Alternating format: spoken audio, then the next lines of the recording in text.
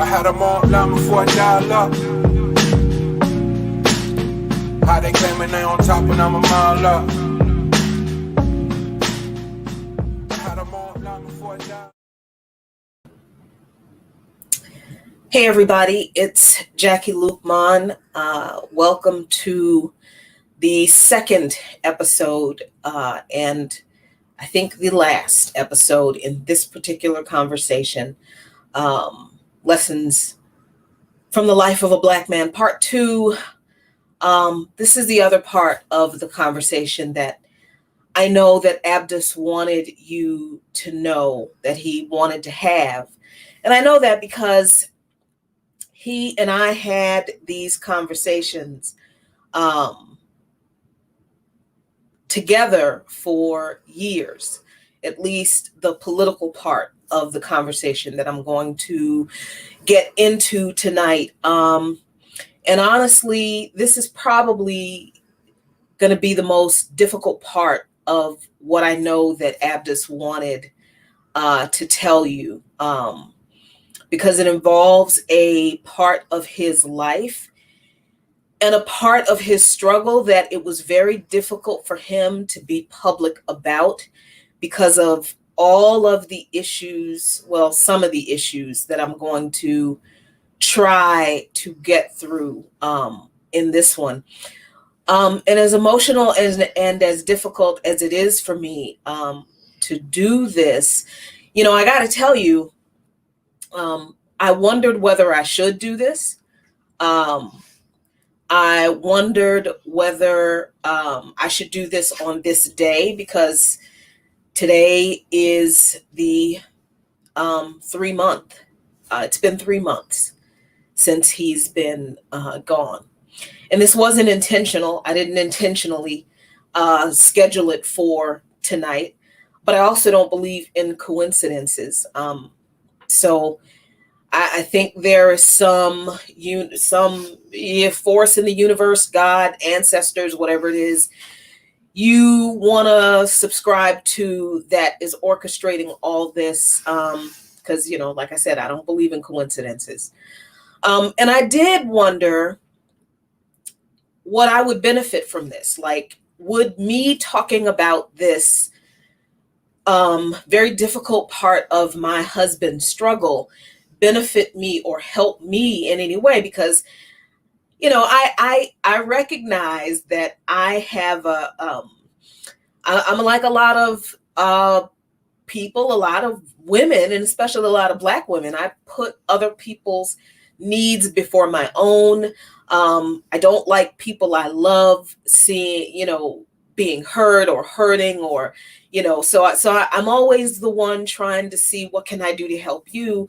And I kind of think about what can I do to help me, what I need, second, sometimes fourth, sometimes not at all, until, you know, I am not doing so well myself. So I really had to think about what doing this, what having this conversation would benefit me, how it would help me. And I came to the conclusion that, you know, like I said, I don't think it was an accident that, you know, tonight is the night that I'm having this conversation.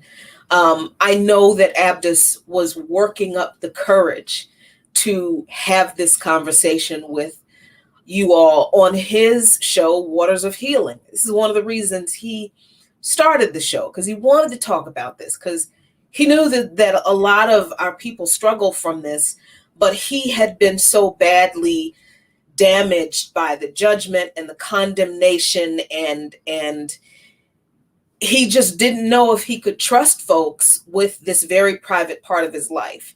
But he was working on it. He was getting there, and he started to open up a little bit about it. Interestingly enough, when we did the tribute to DMX when he passed away. So I know that Abdus wanted me to have this conversation. I know that he wants me to do this because he wanted to do it. And I realized that, you know, there is relief in shining a light on things that have been not hidden, but kept private, especially when you know that those things are affecting millions of our people in our community and can absolutely help people.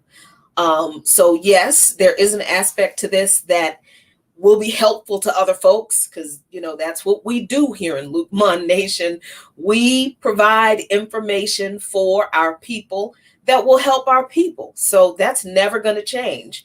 But also, this will help me, because it will help me stand up for my husband even after he is gone, exactly the same way that I stood up for him when he was here.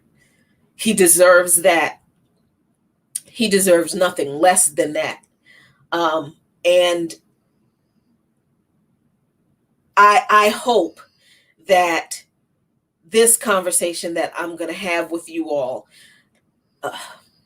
provides him the justice that he has always deserved, and that it also helps you all. So look, let me just dive into this before I get off the rails, because I got a whole script, and this is going to be difficult. It's probably the most difficult part of what I'm ever going to do and what we've ever done here in Luke Mon Nation. So I'm just going to dive right in. So Abdus, my husband, my late husband, Abdus Shaheed Lukman, did not understand that what he was suffering from was called co-concurrent disorders that are commonly seen together. And let me warn you, I'm going to be doing a lot of screen sharing tonight, y'all, because listen, I said I'm going to talk about the politics behind this and the science behind this. So I'm not going to sit here and give you my opinion. I am going to give you data. I'm going to give you information. I'm going to give you links, and I'm going to provide all of the links that I share with you in the description of this video after I edit it, after we're done. And I got a lot to go through, so let me stop, But okay, so Abdus was suffering from something that's called co-concurrent disorders. And that is a clinical medical term for what people used to call dual diagnosis. But now it's called something else. But basically what it is this. Co-concurring disorders refers to having a coexisting mental illness and substance abuse disorder. And be clear that substance abuse, what we think of as addiction, is a disorder. It is a clinical medical disorder. So what Abdus didn't understand, number one, was that he suffered from bipolar disorder, which was only diagnosed, I said in the show last week that it was 3 years ago. But actually, when I checked, it was actually 2 years ago, just 2 years ago, that Abdus Shaheed was finally diagnosed with bipolar disorder and finally received medication for it, just 2 years ago. He also suffered from substance abuse disorder. And that's where the shame and embarrassment and lack of trust comes in, where he wasn't sure if he was able to talk about this. But it is a disorder. Addiction, substance abuse is a clinical disorder. It's not a moral failing. It's not an indication of moral bankruptcy on individuals. It's not a lack of willpower among individuals. It is a medical disorder. And the medical community, the science community around the world recognize this. So a little bit more about co-concurring disorders here on Psychology Today. As you can see, this article comes from. I'm going to scroll down just a little bit, because now I'm sure you have questions. The common co-occurring disorders And they are a lot more common than we think they are. People with mental health disorders are more likely to have a substance abuse disorder than people who do not have either one of those. You understand what I'm saying? So roughly half of the individuals who have either a mental illness or a substance abuse disorder will have the other at some point in their lives. And this is according to the National Institute on Drug Abuse. I'm sure people are asking, well, which develops first, the addiction or the mental illness? There is no scientific consensus on this because, I mean, first of all, that's a dumb question. I feel like people ask that question because they still want to judge people because they're hoping that, the answer is, well, the addiction comes first. And then the mental disorder comes after. So then all people have to do to avoid the mental disorder is to not, become an addict. It's not that simple. There are many pathways to co-occurring disorders. People with mental illness often turn to drugs or alcohol to self-medicate their anxiety, depression, or PTSD, which can then turn into addiction. For others, chronic substance abuse and the problems that follow may lead to depression, anxiety, or other conditions. Both disorders can exist without causing the other due to underlying genetic or environmental factors. So just from this answer to this question, which seems like a really simple question that I'm sure people were asking, and people who watch this show afterward will continue to ask, well, which comes first? You see how the answer to the question is not a simple answer. So that should indicate to people that neither bipolar disorder or any mental illness, any mental disorder that can be a part of the co-concurring disorder, and substance abuse disorder, neither one of them are simple disorders to explain. Scientific and medical communities understand that they have a connection, but they're both very complicated disorders. So there are no simple answers to either one of these disorders. And if either one of these disorders are not treated, then the results are disastrous. If either one of them are not treated separately, someone has bipolar disorder and it's not treated, that's disastrous. If someone has substance abuse disorder and they're not treated, that's disastrous. But imagine if someone has bipolar disorder and substance abuse disorder that are not treated, or one is treated and the other is not treated because it's never been diagnosed. You see where I'm going.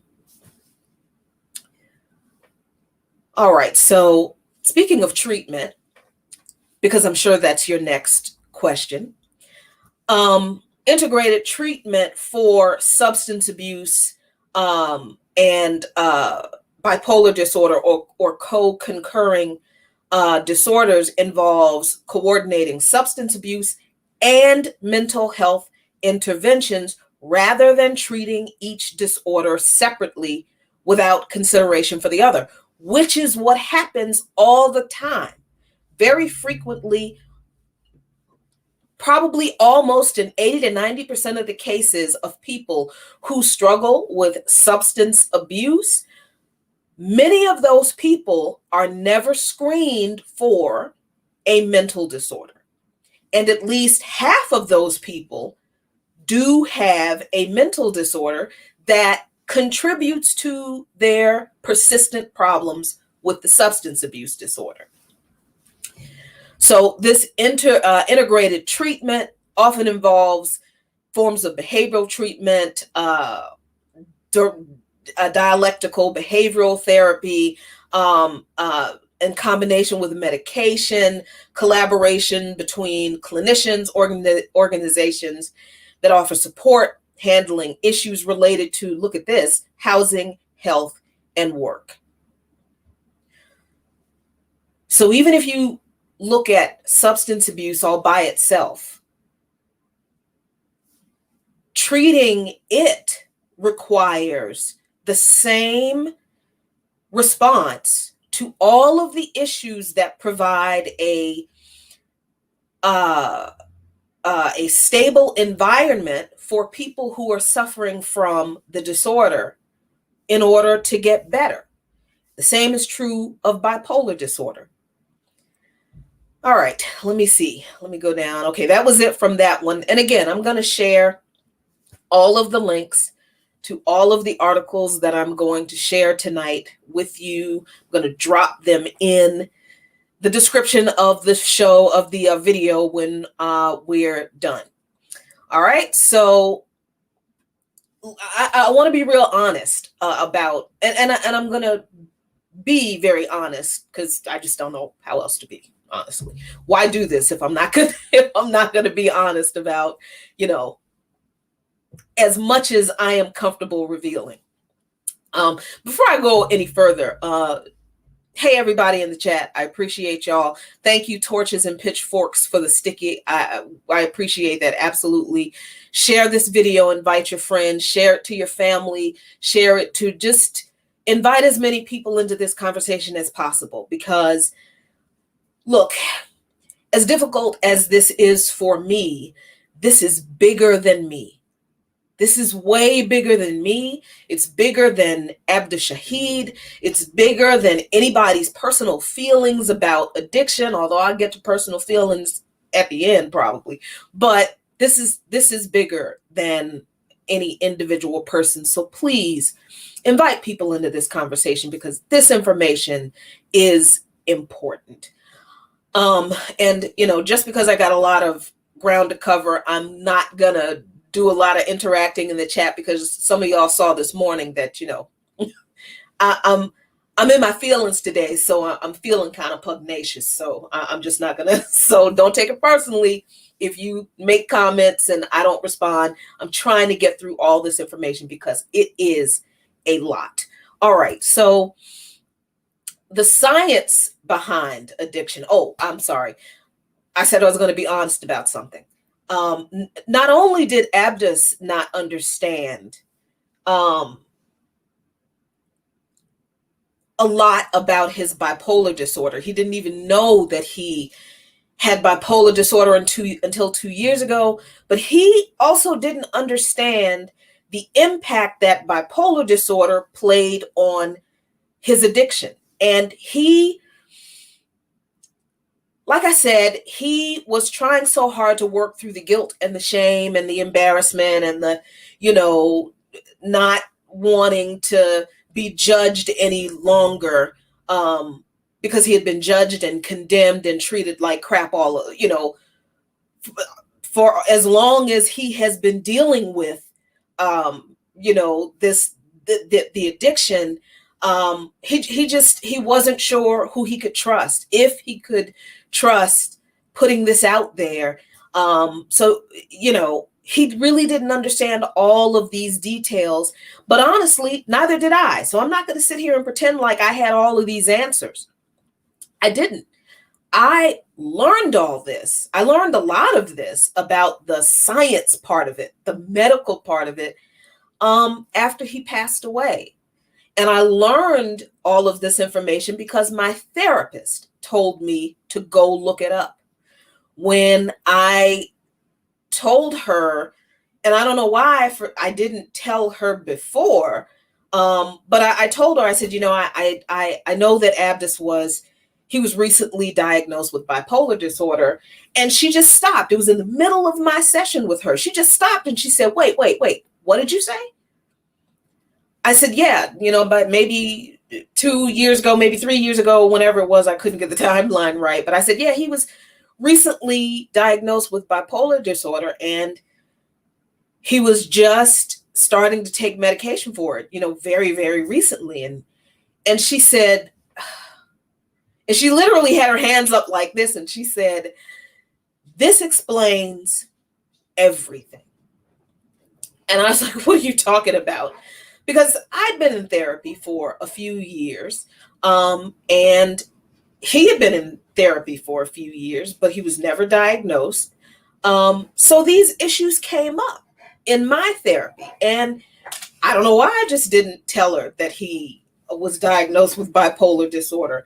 But she said, everything we've talked about your frustration at the relapses that didn't make sense and his frustration at the relapses that didn't make sense. She said, the bipolar disorder explains all of that. And I said, well, what do you mean? And she said, I'm not going to explain it to you. You are going to look it up. You're going to look up the science and you're going to understand why a disorder that was already so difficult for most people to overcome all by itself was made even more difficult by an undiagnosed mental disorder. So I did. And that's when I learned all this information about the science behind addiction. So that's why I really felt like I had to have this conversation, because this is incredibly important, because the medical realities that make addiction and the relapses that come with addiction, an actual mental health disorder, like I said, are not an individual failing. This information is the missing link to how all of us misunderstand addiction entirely. It's this science that we don't know, most of us, that has us believing that people suffering from addiction are just crackheads or junkies and drunks or meth heads. And it's this lack of knowledge of this science that makes it easy for people who don't suffer from addiction to judge and shame and condemn people who do. So it's this judgment and condemnation and his own feelings of shame at a disorder, like I said, he didn't completely understand himself, that made it difficult for Abdus to talk about this. But like I said, he was working up the courage. So here are some statistics that I hope will help people understand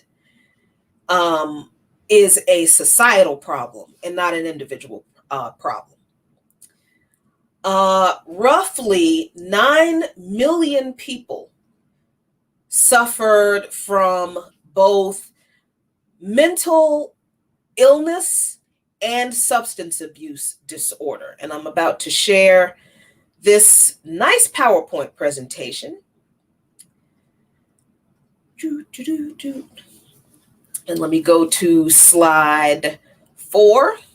And so 9.5 million people in this country suffered from both mental illness and a substance abuse disorder. And this is according to the 2019 annual report by the Substance Abuse and Mental Health Services Administration. And you can see in the graphic here that 19.3 million people, or 7.7% of the population of this country, suffered from only a substance abuse disorder. 51.5 million people suffered from a mental illness. But between the two of those groups, 9.5 million people suffer with both. All right, so this is very, very important information. So this is not like a problem that is an individualized issue. This is almost 10 million people. And this is 10 million people that honestly, this agency, I think, is underreporting, because they do a survey, right? And I think they check medical records, and you know, like I said, there's a lot of shame and stigma attached to both of these disorders.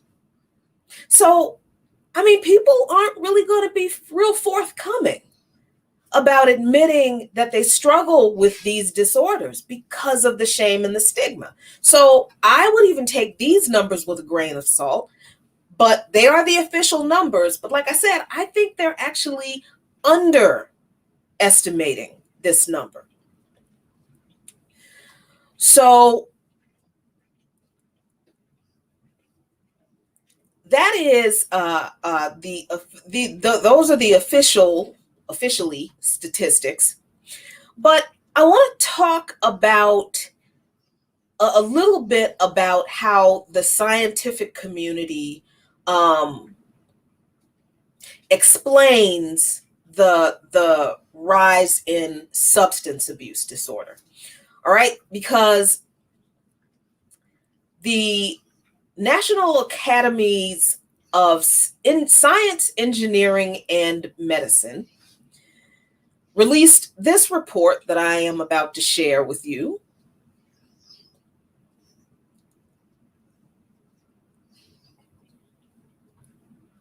And I'm going to scroll down because I couldn't highlight the part that I wanted to show you because it wouldn't let me. But the National Academies of Science, Engineering, and Medicine, they are kind of a big deal in the science community in this country, released this report in March of this year that shows that drugs and alcohol are major contributors to the rise in working age mortality. From 1990 to 2017, fatal drug overdoses in working age Americans increased in every state. But increases were especially large in Appalachia, New England, and the industrial Midwest. And the committee described the overdose epidemic as, quote, a perfect storm created by a market flooded with highly addictive and deadly prescription and illicit drugs and mounting demand for substances to bring relief from physical, mental, and psychological pain. And the report also explores the rise in suicides, which was most dramatic for white men. And the increase in deaths, which began in the 1990s, occurred against the backdrop of major changes in American life, including disruptions in the U.S. economy that devastated families and communities, especially in areas like the Rust Belt and Appalachia, where working age death rates increased the most. And I hope you can read all that on the screen there because that's what it says. Now, it's funny that the National Academies called the opioid epidemic and the rise in suicides among white men a result of the perfect storm, because I am sure you have heard me and Abdus call the crack epidemic the perfect storm on many occasions. Why did we say that? What was the perfect storm for our communities that created the crack epidemic that so many of our people suffer from? Before I share this other piece with you, I want to bring your attention to this paragraph right before the one I just read for in this report that talks about mortality disparities. And they do talk about how death rates are higher and increasing faster, among working age adults with less education and income, that the report says that the death rates among Black working age adults have been disproportionately high for a long time due to inequalities in socioeconomic status, healthcare, housing, education, and other factors. And that reflects the legacy of structural racism. So when people tell you that they don't believe that racism contributes to the declining health and the higher death rates among Black people, yeah, that's not true. There is scientific data that scientists in this very country compile that prove that that's true. But they go on to say that although progress occurred at the turn of the century in reducing the mortality gap between Black and white Americans, it didn't reduce it that much. There was just a reduction. Death rates in working age Black people are now increasing, effectively erasing that progress. All right? Remember that, because that is very important in what we're going to talk about right now. Because, like I said, why did Abdus and I talk all the time about the crack epidemic being a perfect storm? And how do people not get that this perfect storm of economic realities, political realities, and other things that created the opioid crisis is the same perfect storm, or the same kind of perfect storm that created the crack epidemic? Well, let me tell you why. Let me show you why we said that crack was a result of a perfect storm of external circumstances. And here's where the politics come in, by the way.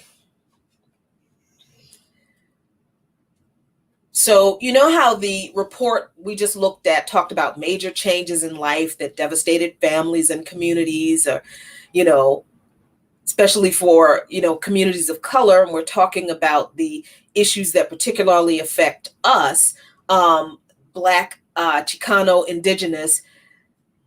That meant the kinds of major changes that devastated our families and our communities.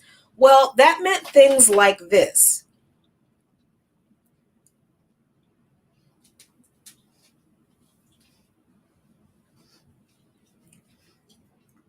And Abdus and I talked about this frequently. CETA jobs, summer jobs program. And this is an article from the archives of a site called UPI. And I'm sorry, I was lazy, so I didn't even look up what UPI is. But this is absolutely true.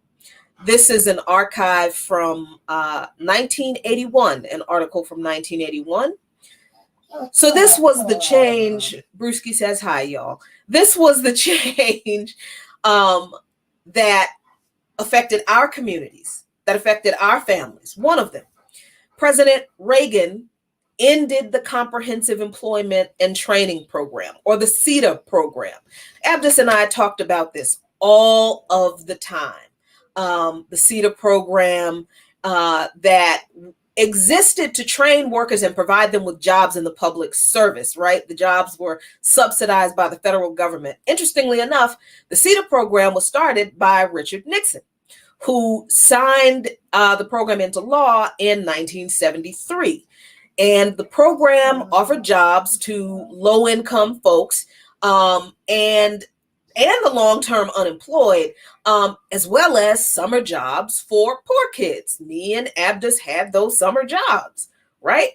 Full-time jobs were provided for people for a period of up to 2 years in public agencies and private not-for-profit organizations to help people get skills to move to a permanent, unsubsidized job. And if it sounds familiar, it should. It was subsidized by, or it was inspired rather by the Works Progress Administration, or the WPA program from the 1930s.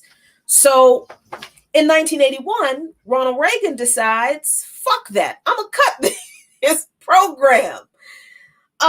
So he did that. And let me scroll down. Let me see if did I save something here? No, this was short enough that we can just go through it. So in 1981, Ronald Reagan just said, you know what? We're not going to hire any more people for subsidized federal jobs, not anywhere in the country. But in California, they saw that they were going to do this because, Reagan actually ended California's participation in the program, or tried to, when he was governor, right? So California kind of tried to do a last-ditch move to get a few more people into the program before Reagan, at this point president, was able to end the federal program. And the program was only 8 years old. And it did provide, like I said, and like you've heard Abdus say, CETA jobs, those summer jobs for us kids were how we, had money for our school clothes for the next school year. We helped our parents pay some of their bills. We also had a little pocket money, walking around money. And we were working during the summer. So we were occupied, we were busy. And yeah, some of the jobs were, a little fluff jobs. Heck, I was in a theater program one summer, but I had to go to work. I had to clock in. So listen. So this is one of the things that was a part of the perfect storm that negatively impacted our families and our communities. All right. And of course, this was all done by Reagan, allegedly to save money. You can see here now that Reagan said that this ended the program would save like $800 million. And it's crazy when you look at the numbers, because I didn't even realize this, but there were 302,000 people that were employed in the CETA program. 302,000 people. And that cheap, hateful, racist bastard wouldn't even let those people have jobs.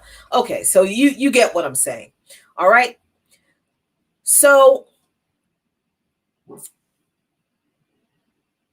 the CETA program being cut had impacts that rippled across our community. It wasn't just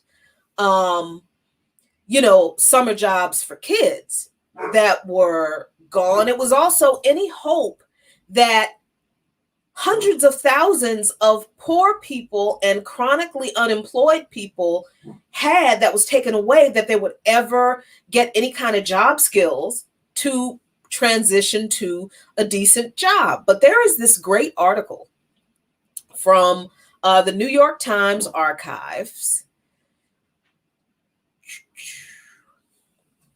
I told you, a lot of screen shares, a lot of information that goes into detail about the dissolution of CETA by conservatives and how the argument about fraud and waste from them was used back then. But see, it was state governments that were using federal money to pay existing state employees rather than training and hiring new people. So all of this fraud and waste that the government is always talking about, not the government, that conservatives are always throwing around, they're really talking about the states not spending federal money the way the states agree to spend federal money when they take it. So all this bullshit about states' rights and, let the states spend the money how they want, they know damn well. Just like Reagan and his cronies knew damn well that states were not hiring poor people. They were not training poor people for new jobs. They were taking that federal money that was supposed to go to training poor people and giving them skills to get a permanent job. And they were balancing their budgets with that money. They were paying their existing employees, and they were leaving poor people in the lurch. That's why CETA had such a low number of participants, because the states were stealing the money and ripping off poor people. But what did Reagan do? He blamed poor people. All right. So that's this article is really great. Let me go down and see. Did I highlight anything in here that we should talk about, or am I just going to give you the link? I'm just going to give you the link in the description and you can read it for yourself. But it's good to see these old articles because you have to understand how we got here. And there is a literal paper trail of the policies that contributed to everything we suffer from today. So we can never, ever forget them. All right, so I'm going to drop that in the links in the description for you too. So the elimination of the CETA program was one part of the perfect storm that contributed to the crack epidemic. De-institutionalization was another part of this perfect storm. De-institutionalization, Abdus and I talked about this all the time too, if you were paying any attention. De-institutionalization, excuse me, is, you probably cannot see that very well. There you go. De-institutionalization is the policy of moving severely mentally ill people out of large federally funded state institutions and then closing that part or all of the federal institution and supposedly giving those people what do they call it, like community-based support, right? That was the idea. I just wanted to share that description, that definition with you, because I wasn't going to remember all that. Of course, that was the idea, but that is not how deinstitutionalization actually went. This is an amazing timeline of the impact of deinstitutionalization from Mother Jones. So, Abdus and I talked about what happened in our communities. He lived in Camden, New Jersey. I lived here in Southeast DC. What happened in our communities when all of a sudden, there were homeless people in our communities. And you could tell that a lot of those people had mental issues. Well, the reason that happened was because the federal government under President Carter, now, everybody always likes to point to Reagan as, the ultimate bad guy. No, Carter did some messed up things too, because deinstitutionalization was actually formalized under President Carter, even though the idea began in 1955. And like I said, this timeline in Mother Jones is great. Let's get down here to 1955. There's some really interesting and messed up stuff in here about the history of state mental institutions. Really disturbing. But in 1955, the number of mentally ill people in public psychiatric hospital was around 560,000. All right. That's more than 500,000 people.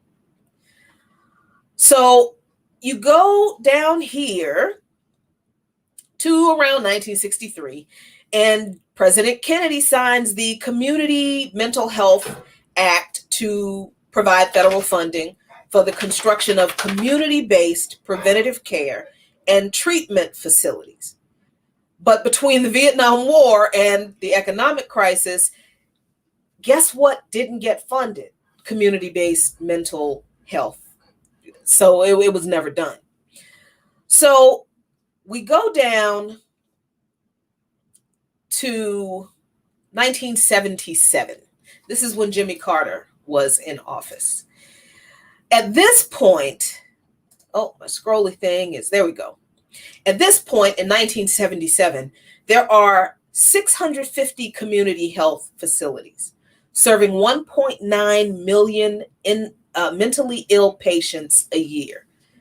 Now remember, in 1955, there was a little over 500,000 mentally ill patients in federal mental health institutions. By 1977, that number has more than doubled. And there clearly were not enough community health facilities to help all of those people. So Jimmy Carter in 1980 signed the Mental Health Systems Act, which was supposed to restructure the community mental health center program and improve services for people with chronic mental illnesses. That was the idea.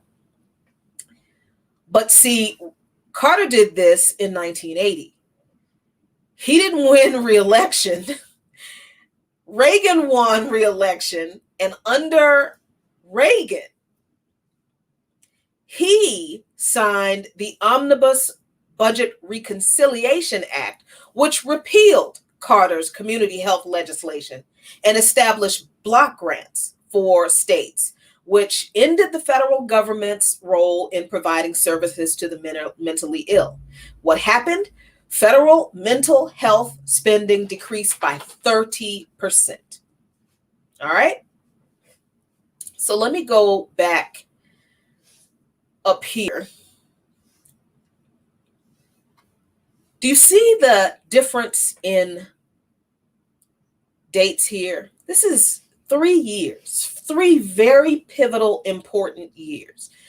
And this is why I really have a problem with politicians who and people who push, the lame duck politician who's, not going to win re-election so that they're a lame duck, or they're at the end of their last term, so they're a lame duck.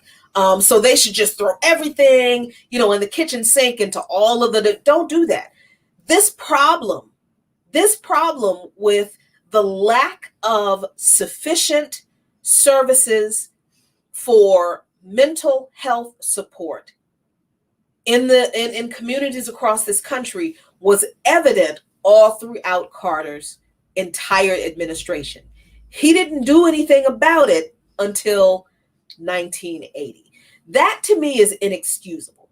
It is just as inexcusable to me as John F. Kennedy signing the Community Mental Health Act, but then not funding it to build more community-based mental health services because the U.S. government threw all their money at the Vietnam War.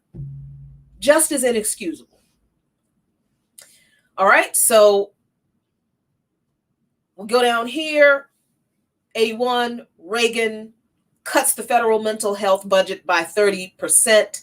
What happens on the streets? What does it look like? It looks like mental health institutions, like, I can't remember the big one in Los Angeles, but Bellevue in New York City, St. Elizabeth's here in Washington, D.C., the one in Philadelphia and Camden, New Jersey, having to release nonviolent mental patients onto the streets during the day and hoping that they would come back at night or at some point for their medication, literally because they no longer had the federal funds to house and feed those people. That's what it looks like. That's what this policy looked like in our communities. So all of a sudden, we had a homeless problem that we did not have before. All of a sudden, businesses started to be affected by people who, through no fault of their own, could not function well in society. And they needed medication, they needed supervision, they needed to be in a safe environment where they could get the treatment and the support that they needed. But Reagan, ultimately, through several presidents, those community services were not adequately funded. Those people did not get the help they needed outside of federally funded institutions. And by the time Reagan came into office, he just took the money out of the federal institutions, and that's what happened. So look at this number here. Federal mental health spending decreased by 30%. By 1984, an Ohio-based study found that 30% of homeless people are thought to suffer from mental illnesses. You think? By 1985, that was the year I graduated high school, federal funding drops to only 11% of community mental health agency budgets. That's it. By 2004, studies suggest that about 16% of prisons and jail inmates are seriously mentally ill, and that was at the time roughly 320,000 people. This year, I forget which year this article was published in, but you'll see it when you read it. There are about 100,000 psychiatric beds in public and private hospitals. Only 100,000 psychiatric beds in the entire country in public and private hospitals. This means that there are more than 3 times as many seriously mentally ill people in jails and prisons than there are in hospitals. And let me scroll up real quick so I can see when this article was published. Oh, 2013. So you know this number is higher now. You know that there are more people who are struggling with mental illness in jails and prisons than there are hospitals, than there are in hospitals. By 2010, there are 43,000, down from 100,000 psychiatric beds in the United States, or about 14 beds for every 100,000 people, the same ratio as in 1850. So that was the second part of the perfect storm that created the crack epidemic. Here's the third part, and this is where the politics come in. This is where the serious politics behind addiction comes in. Because you have all of a sudden, at the same time all of that was happening, the CETA program eliminated, federally funded mental health services cut drastically to nothing.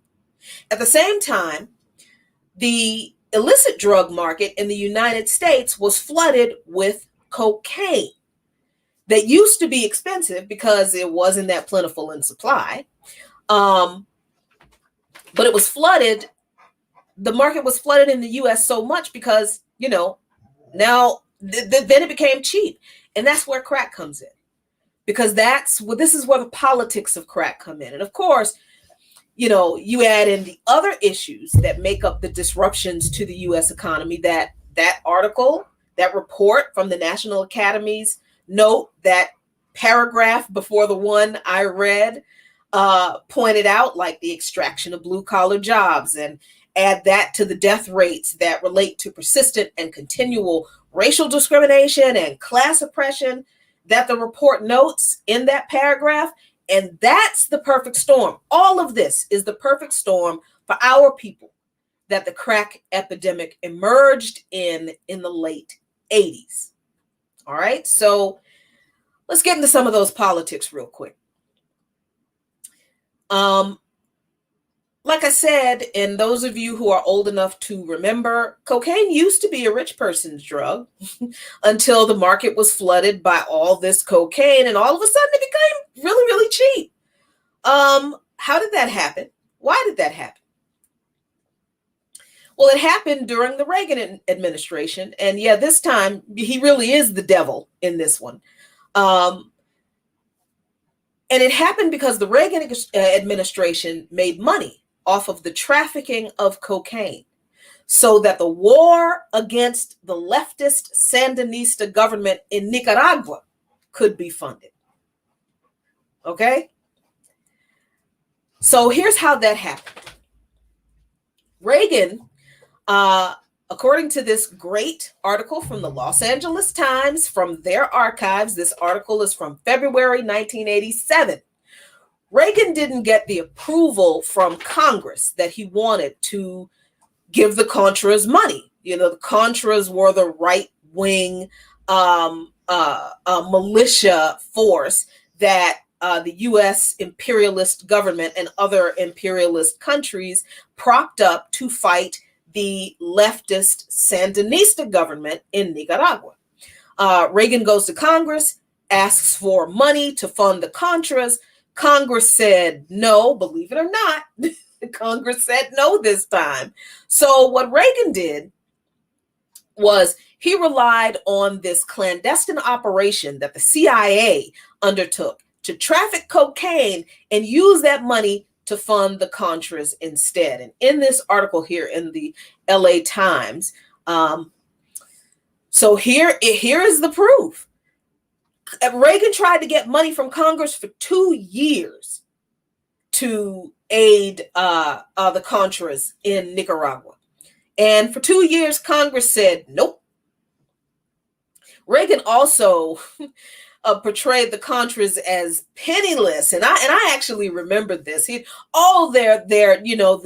They're poor peasant freedom fighters for democracy, fighting against the communist insurgents that have taken over Nicaragua. Okay, yeah, and this was 87. I was 2 years out of high school. I didn't know what the hell communism was, but I knew that I didn't like Ronald Reagan, right? So I knew there was something real shady about some of the stuff he was saying. So here's some other information that I found out in this research that I think is fascinating. So Congress, like I said, for 2 years was like, nope, not giving you money. So there was this narrative that came around that private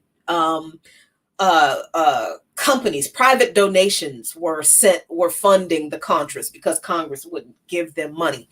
And the LA Times reported back then in 1987 that the money that the Contras received came from countries that were friendly to the United States, countries like Saudi Arabia, Israel, South Korea, Taiwan, El Salvador, Honduras, Guatemala. And why are these three countries important? Because they had already been the victims of U.S. imperialist intervention. They had leaders in their countries that were leaders or large factions in their countries that were friendly to the United States. So this was a secret aid program. All right.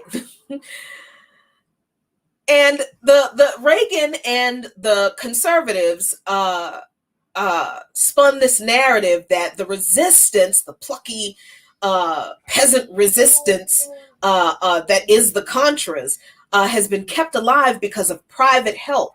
And who said this? Elliot Abrams. He said, some very, very brave people have been willing to actually bring this material, arms, weapons, as well as money into Nicaragua. God bless them because they were fighting for freedom in Central America.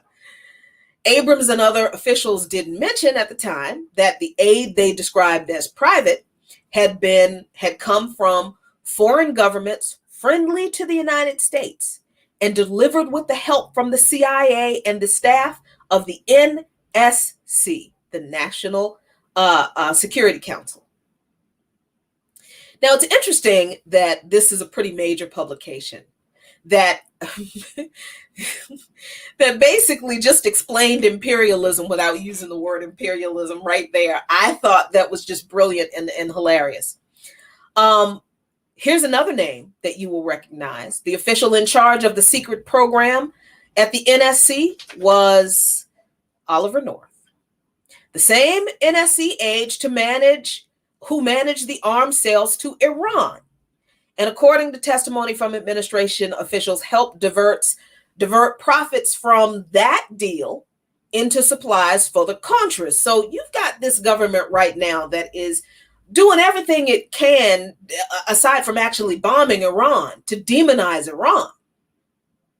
When back in the 80s, they sold weapons to Iran so that they could make money to give to y'all. Whew. And the article points out that the Contra aid campaign was, of course, not a one-man operation. Evidence gathered by the Senate Intelligence Committee, along with the accounts of administration officials, indicates that Reagan was well aware of the effort, as were his national security advisors, McFarlane and John Poindexter, and the director of the CIA, William J. Casey. Yeah. Woo. So I know that people are probably thinking, oh my God, Jackie Lukman Nation is sitting there bringing up this conspiracy theory about the CIA trafficked crack cocaine and dumped it into Black and Chicano neighborhoods and did it to fund the Contras. Oh, you think it's a security? You think it's a conspiracy theory? Tell that to the George Washington University that has this entire archive, the National Security Archive, about the Contras, cocaine, and covert operations. And they basically document the whole trove of evidence that proves that this was not a conspiracy theory. This was an actual conspiracy that the United States government was involved in. A conspiracy just means that, a bunch of people doing some stuff in secret that they ain't telling you about to do some other stuff. That's a conspiracy. But this isn't a theory. This is fact. And there is evidence of this. And it starts with the 1996 series that journalist Gary Webb wrote and published in the San Jose Mercury News in 1996. I urge you to check out a movie called Kill the Messenger if it's still on Netflix. That is the story of Gary Webb. If you watch the, I think it's FX series Snowfall, there is a Gary Webb character in that series. But this archive has not only, this information, but it's also got court testimony,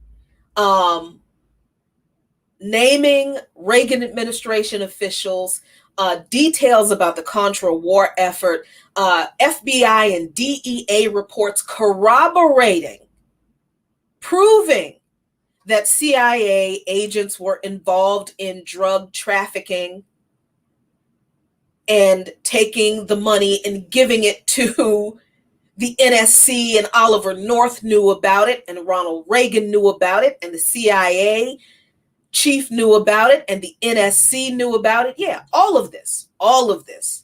As you can see, I went down the rabbit hole in here, and this is one of those rabbit holes that you need to go down. So I read most of these documents.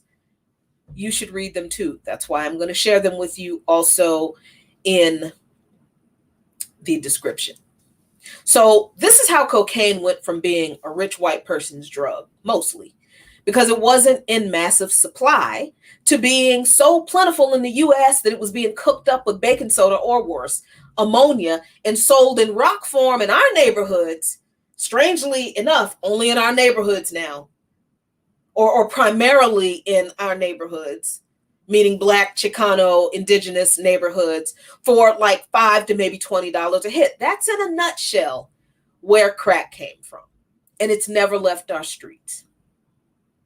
So now let's talk about the science of addiction. That was the politics of addiction. And that's a whole lot. But now I want to talk about the science of addiction. Because we need to know this science and understand it, because we are miseducated about addiction and people who suffer with substance abuse disorder, especially people who suffer from heroin and crack addiction, because of the politics behind the crack epidemic and who it affected the most.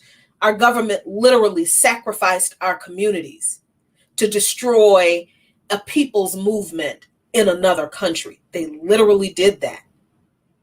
And they convinced us that the people who suffered from their actions are the bad guys in our communities, that they are the problems, that they deserve to be shamed and shunned and gotten rid of. And okay, so let's deal with the science of addiction so we can disabuse ourselves of that miseducation that we have been fed. So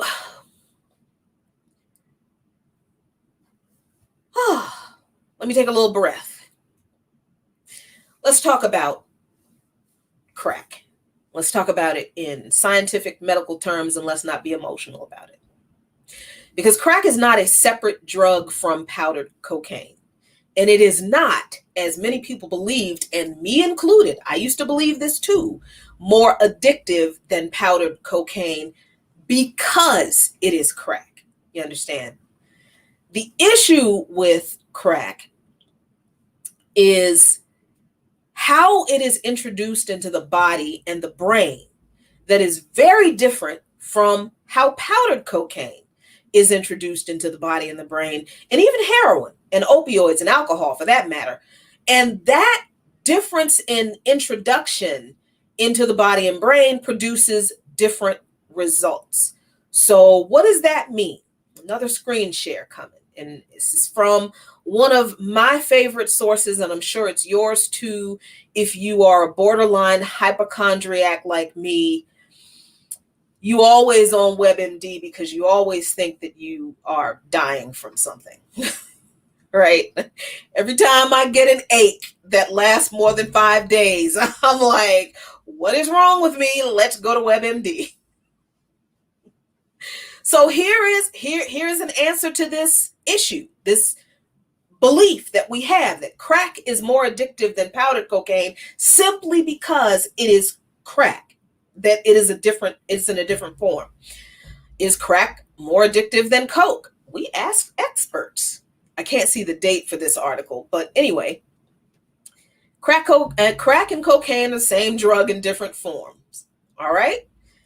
Is one more addictive than the other? According to Medicine Plus, the effects of smoking crack are instant and intense, and they can last up to 10 minutes. All right? The effects of snorting cocaine can start within 5 minutes and last up to 30 minutes, but less intense than smoking. The fast, short nature of crack highs may make it more addictive, but again, not because it is simply crack, but because of the way it is introduced into the body. Why? They explain. Crack is inhaled through the lungs and spreads through the body, producing the high much more quickly and lasts for a shorter time than snorting cocaine. This is what John Giordano, an addiction counselor and the founder of the National Institute for Holistic Addiction Studies, told WebMD. He said this causes a cycle of binging and crashing, which puts the user at risk of at a greater risk of dependence. So it is not that crack is more addictive because it is crack. Crack is more addictive because it is smoked. So that means that if you smoke powdered cocaine, the exact same thing happens. That means if you smoke heroin, the exact same thing happens. And I like to kind of think about it as think about if you have asthma, right? And you need an inhaler. And there's a reason that the medicine is delivered for asthma in an inhaler, because the medicine is delivered to your bloodstream to get to your lungs faster because it is inhaled. All right? That is the difference between powdered cocaine and crack cocaine, and why addiction to crack cocaine looks different and the behavior looks different than the addiction and the behavior from people who are struggling with addiction to powdered cocaine. First of all, again, powdered cocaine is still expensive. Powdered cocaine is still way more expensive than crack. It is. And also, you're talking about a massive, instant euphoric high from smoking cocaine that is very, very short. That is incredibly important when you understand how that affects the brain. I'll get to that in a minute. But like I said, they go on to explain that smoking or injecting cocaine. So if you inject powdered cocaine or heroin, same thing happens. Causes it to enter the bloodstream and reach the brain faster than snorting it and rubbing it into your gums. The faster a drug gets to the brain, the more reinforcing and addictive it is, not because it's crack, but because it just gets to your bloodstream and your brain faster. And this is where he says, this is what the doctor said, not Jackie. If you smoke or inject powdered cocaine, it's just as addictive as smoking crack. All right. So let's disabuse ourselves with this idea that crack itself is more addictive because it's crack. No, it's not. So you understand why the sentencing disparities are absolute racist bullshit now, right? You get that now, right? And politicians have always known this. This science isn't new. This isn't new. They've always known this. Those sentencing disparities between crack and powdered cocaine that came out of, the before the crime bill, but they were made worse by the crime bill. Yeah, politicians always knew that the difference between crack and powdered cocaine, only difference is in delivery.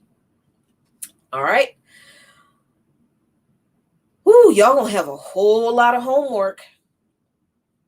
But okay, so now we get that the difference between crack and powder is in the delivery. But let's talk about the chemical changes to the brain that cocaine causes, regardless of how it's ingested, but are clearly more devastated if it's smoked or injected, that we need to understand. And I'm warning you on this one. This is a lot of medically sciencey stuff that I'm about to share with you. I don't entirely understand all of it, but I understand enough of it to understand a lot more about what we see as crackhead behavior. I understand it a lot more now. So I really hope this helps you. And this might be one of the most important parts of this whole discussion. And I hope I'm doing okay on time. I hope that y'all are hanging in with me. I'm trying to get through all of this information as quickly but as thoroughly as possible, because I don't want people to leave this discussion with any kind of questions about where we should stand on this issue in our communities. Okay, so yes, I do sometimes read scientific journals. This is from the U.S. National Library of Medicine, National Institutes of Health. This is dated 2005. And this is called The Neurobiology of Cocaine Addiction. Scroll down. I highlighted a lot in here, but this right here blew my mind. The very first sentence of the article: 20 years ago, science identified the specific brain mechanisms that underlie the cocaine high. This was published in 2005. 20 years ago would have been, what year would that have been? 1985. Is my math right? What was going on during the 80s? The crack epidemic. And everybody knew that crack was nothing more than cocaine that was in a different form. But during that time, scientists knew that specific brain functions contributed to the cocaine high. So, a bunch of questions I asked in here. One of the most important questions, excuse me, that people ask about people who struggle with substance abuse disorder, especially in relation to crack, is, how do people keep taking the drug? How do people keep using when they know it might cost them their jobs, their their possessions, their loved ones, their freedoms, and maybe even their lives? Why do people with every intention not to use find it so hard to get away from the drug? Why do they find it so hard not to use? And why do they remain vulnerable to relapse after years of abstinence? Again, y'all, this article was written in 2005.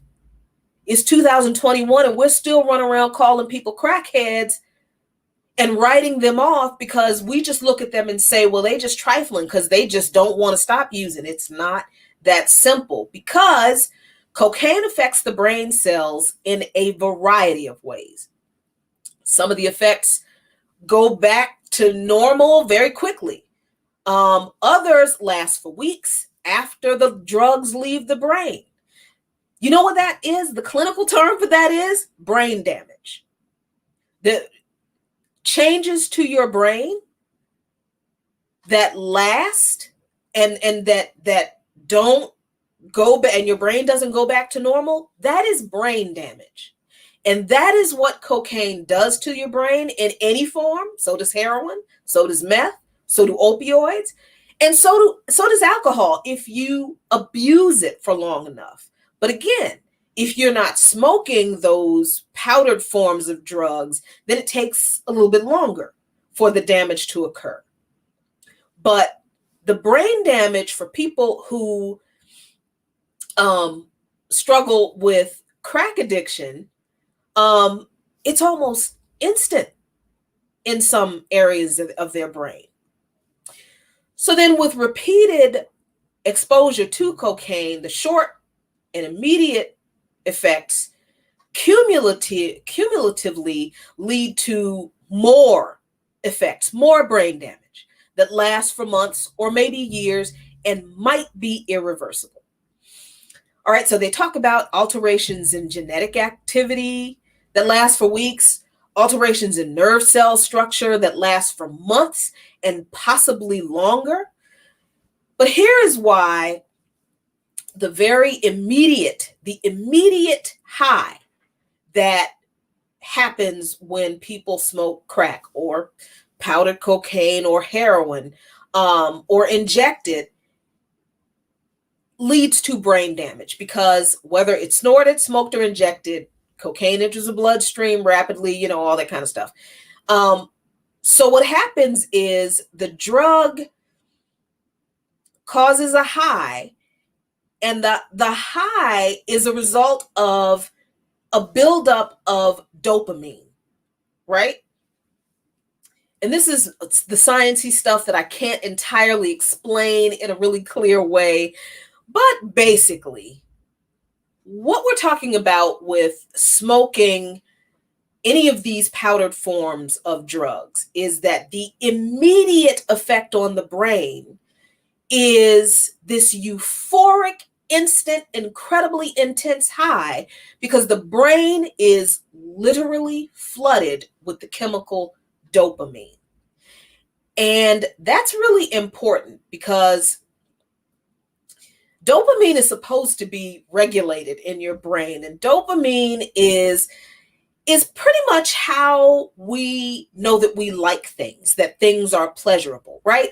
When I eat a muffin, yes, it tastes good, but it also makes me feel good, because that is the chemical reaction in my brain, the dopamine in my brain saying, hey, you like muffins. That makes you feel good. So maybe you're going to have another muffin sometimes. Here's a better example for people who don't like muffins. Okay, I get it. When you have sex and you have an orgasm, the reason you want to have more sex and have another orgasm is because the dopamine in your brain tells your body that this feels great. This is why orgasms are so important in sexual relationships. It is. So imagine taking a drug. Here we go. This is what I was looking for. Imagine something introducing so much dopamine into your brain that it is at a higher level than any regular experience, regular pleasurable experience that you could ever do.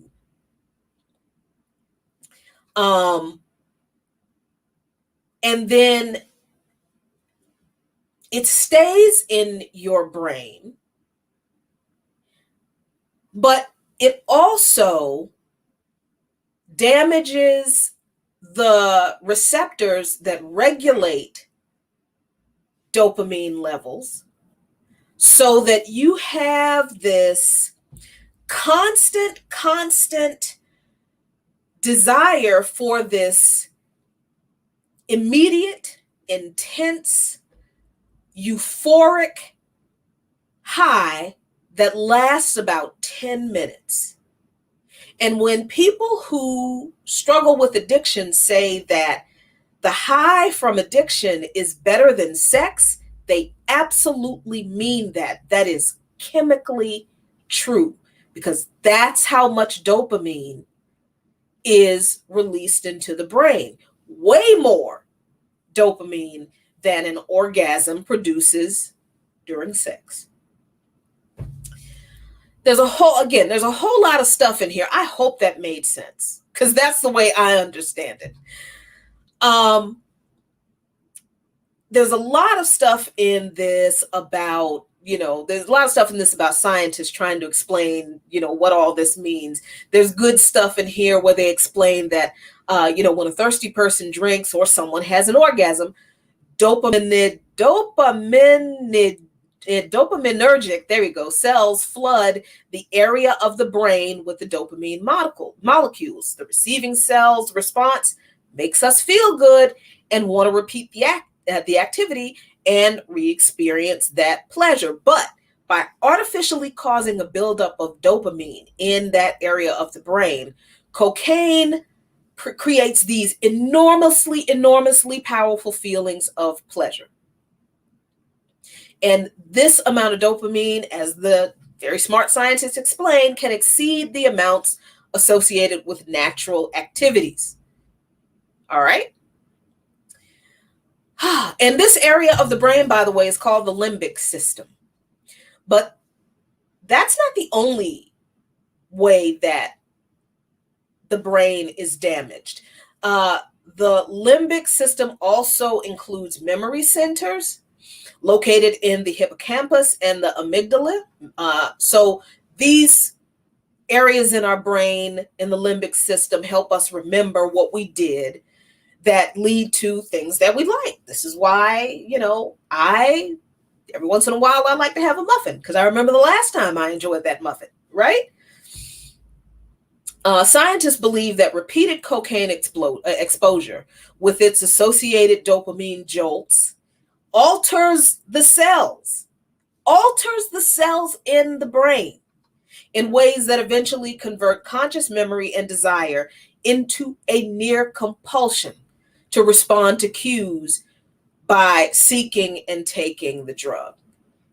And then there's a third part of the brain, the frontal cortex, that acts as a brake on the other parts of the limbic system when we decide to not, pursue something. I know I need to lose weight, so the frontal cortex of my brain tells me, you need to lose weight. Muffins have a lot of calories in them. You cannot have a muffin. You just had one 2 days ago. No muffins for you today. That is a chemical process that's governed by the frontal cortex that helps us avoid negative consequences. In non-addicted people, it really is that simple. We don't think about it, but it's all a part of a chemical process in our brain. But for people who suffer with substance disorder, continued cocaine abuse actually suppresses that part of the brain, so that once somebody becomes addicted, the frontal cortex becomes impaired. What does that word mean? It means brain damage. And those decisions that those chemical processes make that help us avoid negative consequences, they're not made, because those neural pathways are damaged. Now, there's another part in here about genes and the effect of cocaine on the expression of genes. I love that they say that the idea that our genes never change, that's not true. There's, oh God, this is a really a really important piece that I swear I cannot really explain this. But they explain the molecular chemical transition between drug abuse, like using a drug too much just because you like it, and addiction. And they make a distinction because apparently there is a chemical distinction and there is a switch that makes that transition in the brain. And it's fascinating. I did not know that. There's a nice little graphic here. I don't know what any of it means, but it's very scientific, and it is clinical scientific evidence that addiction is not just people out here being shitty, not caring about other people. It is literally people acting in ways that result from literal brain damage that they did not know would happen to them. That is a key part of this. Nobody who's out here struggling with addiction, losing everything, losing their family, losing their home, losing their job, none of those people are out there struggling with this, selling their body to get money for the next hit, stealing to get money for the next hit, lying to family and friends, causing all of this pain. None of those people are out there because they want to be. Now, I'm not going to sit here. This is a very long article, and it's very great, and I hope it provides some use to you, for those of you who are geeky with the medical stuff like me and just, love to read sciencey stuff that you don't understand and help you feel smart, But people who struggle with substance abuse disorder are not making the decisions to use because they actually like using. They are using because they are literally unable to stop. Abdus would say frequently when we would have conversations about his struggles, don't you think that if I wanted to stop, don't you think that if I could stop, that I would? I want to stop. And he has had periods of sobriety. But he couldn't, as they say in the 12-step programs, stay stopped. And we're going to talk about the 12-step programs in a minute. But let me get through the rest of this stuff. Because, we are at the point where we're going to talk about treatment. Because, people have mentioned AA and Al-Anon and 12-step programs and rehab and all that kind of stuff. Yeah, let's talk about that. But I just really want to emphasize that people who are out here doing horribly destructive things to themselves and to people who love them and who they love, because they are chasing a drug, they're chasing an addiction, they're not doing it because they don't love you. They're not doing it because they don't love themselves. They're not doing it because they are antisocial or because they're trifling or because, they're fuck ups, or they're not doing it because they want to. They are doing it because their brains have been changed. They have brain damage and they cannot stop. That's why they're doing it. That's why the behavior looks the way it does. Now, I'm not going to sit here and say that there are not people who, use drugs and abuse them because they like it. Of course there are. Of course there are. But our people who have lost everything, family, home, jobs, their health, and know that they could lose their life if they don't stop, but they keep using, they're not doing that because they want to. Come on. The science proves that they're acting that way because their brain has been damaged so they cannot control their actions. So, all right, let's talk about treatment, because many people have said, well, look, you need to get into a treatment program. And I'm sure you're asking, what treatment options are there for crack addiction in particular? Okay. And we're going back to politics and policy, because look, that's it. It's what it is. This is from the nice people at the Drug Policy Alliance. What options are available to treat cocaine addiction? There are no approved medications to treat cocaine addiction, but there are behavioral therapies and self-help groups that can be effective. Unfortunately, not enough resources have been devoted to developing specialized approaches or evaluating their efficacy. Y'all see this shit? Now, you want to sit there and you want to keep telling me that all people need to do is go to treatment? It's not that simple, because there is not sufficient treatment available that is effective and adequate and specialized for cocaine addiction, any form of cocaine addiction. Okay, that's one. And about medication, let me a little aside. Medication for opioid treatment is hard to get a prescription for. There is medication for opioid treatment, but it is hard to get treatment for, or to get a prescription for. And that medication is called, let me see if I can get it right. Here we go. Oh, wait a minute. Let me, I don't know. Look, I want to make sure you can see this. Why is this live chat thing here? It's annoying. All right. There we go. Now you can see the headline. Is this my, yeah, this is my favorite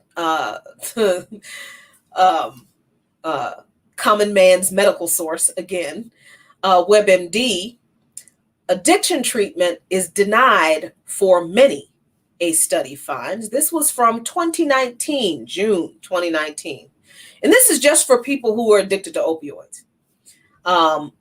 But when people who are addicted to opioids decide to quit, they're usually denied treatment. And the treatment that could be most effective for them is a medication called buprenorphine. Buprenorphine, all right? And that helps people to stop using opioids. But they did this little secret shopper study that suggested that most people who struggle with opioid addiction, who are looking for a prescription for this medication that will help them stop using, they have trouble getting an appointment with a doctor that's qualified to dispense the drug. And that's just for opioid, people who struggle with opioid addiction, right? Let me go, hold on. There were some statistics here that, when researchers called doctors' offices as addicts who wanted to get a prescription for buprenorphine so they could stop using heroin, 46% of those who said they had Medicaid were denied an appointment, while 38% of those who said they would pay in cash were turned away.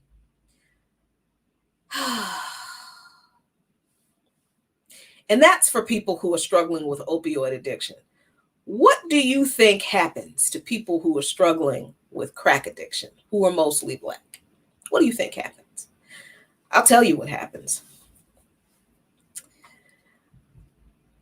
So for us, when we talked a little bit earlier about state-run mental health institutions, one of the services that was provided by a lot of those state-run institutions was drug rehab.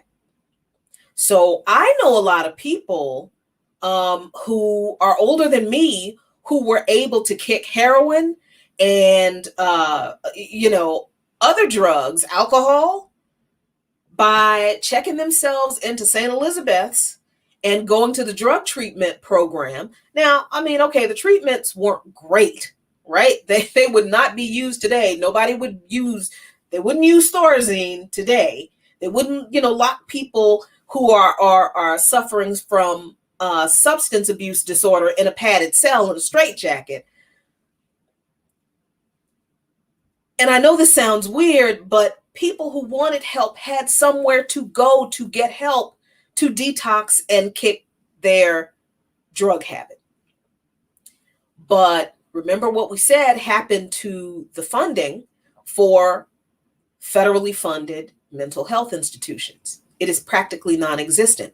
And those programs are pretty much non-existent as far as any practical, for all intents and purposes, because the number of open spaces in state-run rehab programs does not come anywhere close to meeting the demand that reflects the number of people who need and want treatment.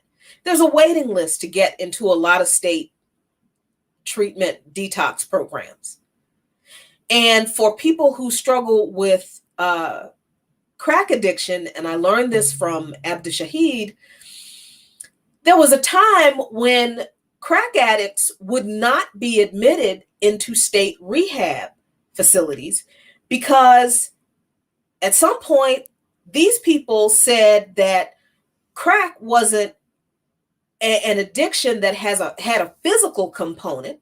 So you had a bunch of people who were struggling with crack addiction who wanted to get clean, but who had to go out and get falling down drunk, or who had to snort cocaine or shoot up heroin. Actually, no, not snort cocaine, because they said that cocaine in itself was not didn't have a physical aspect to the addiction. So they would have to get drunk. I mean, falling down drunk, or they would have to shoot up heroin in order for people who were addicted to crack to get admitted into some state rehab facilities. Who do you think most of those people were? Most of those people were our people. So, okay. That was one of these stories that Abdus shared with me about his struggles that I know he wanted to share with you. So let's pump the brakes on everybody just needs to go to rehab. Plenty of our people wanted to go to rehab, wanted to get help, wanted to get clean, and they were turned away. All right. But what about rehab? What about rehab? We live in a capitalist society, and healthcare is basically privatized and for profit in this country. Is the rehab model in the U.S. like that? Hell yeah, it's like that. It's actually worse. This is an article that was the beginning of a series that was started in Vox magazine in 2019. And as far as I can tell, they have not done a follow-up. And this is an incredible, incredible article about how the rehab model in this country it's not broken. It's just a for-profit system, just like every other aspect of healthcare. So this idea that everybody can just go to rehab, no, everybody cannot just go to rehab. Why? So I think it's worth noting that this article is about, nice white people up in Vermont. Okay. And I think that sometimes I feel like that's the only time people will actually listen to the problems that affect oppressed people is when the same shit happens to white people. Okay. But anyway, I didn't write the article. The nice people at Vox did. highlighted some stuff.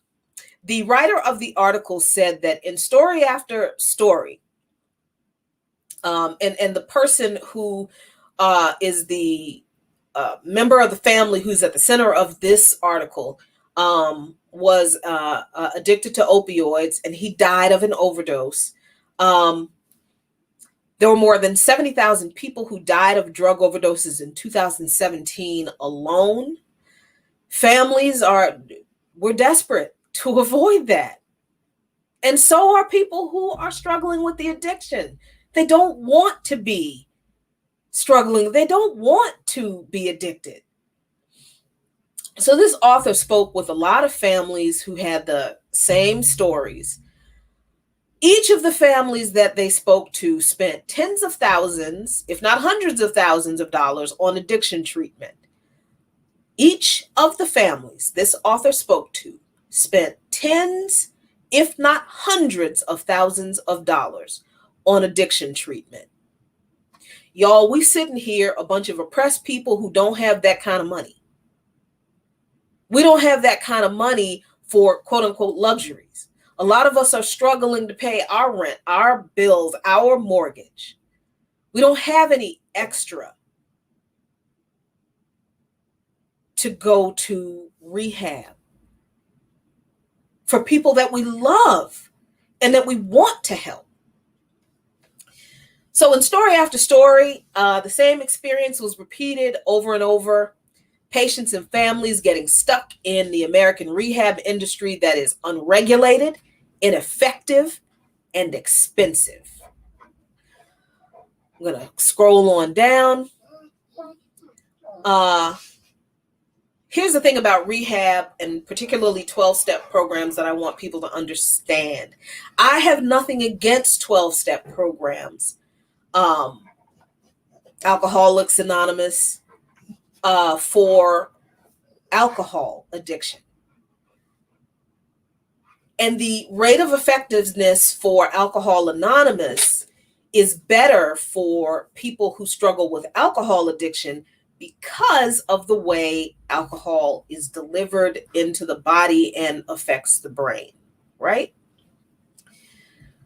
The reason 12-step programs are not as effective for narcotics is because of the brain damage that narcotics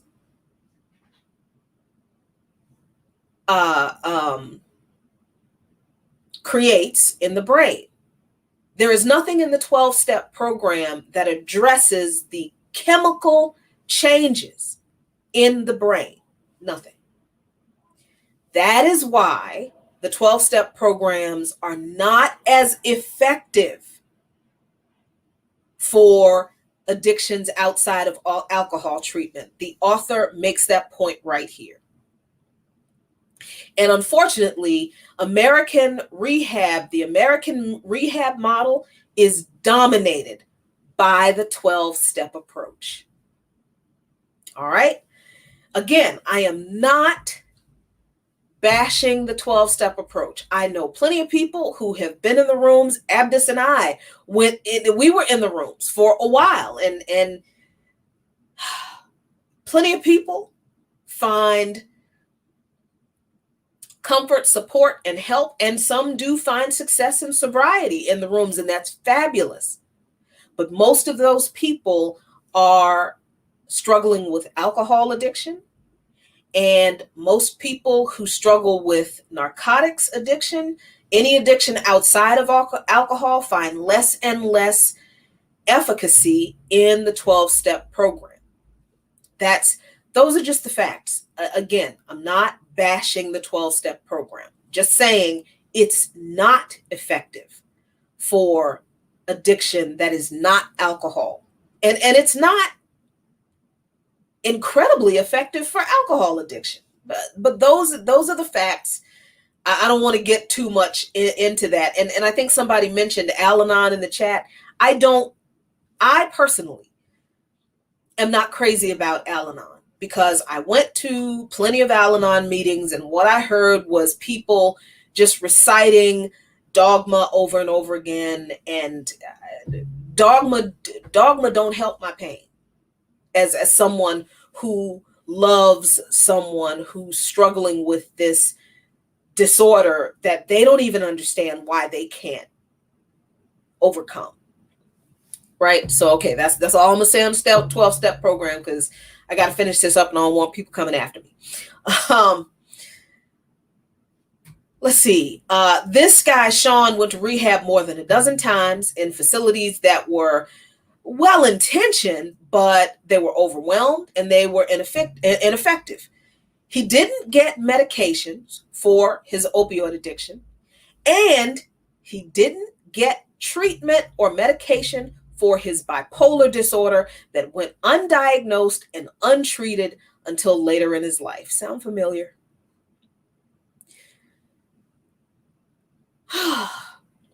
And then people go to treatment, which is usually 30 days, maybe 60 days, maybe 90 days if you have really great insurance or you just have all that money. And they don't have the kind of follow-up, intensive follow-up that they really need. Let me scroll down. And this is a quote from this young man, Sean, who died. He wrote this to his mom. He said, "I love being sober. It's life that gets in the way." And here's what I want you to understand about people who are struggling with addiction and bipolar disorder. But let's just deal with the addiction because of the brain damage that occurs, especially in narcotics addiction. People who achieve some time of sobriety, it doesn't matter how short the time is, doesn't matter how long, they really do enjoy being sober. They're glad they're sober. They're thankful that they're sober. Here's the problem. Life is stressful.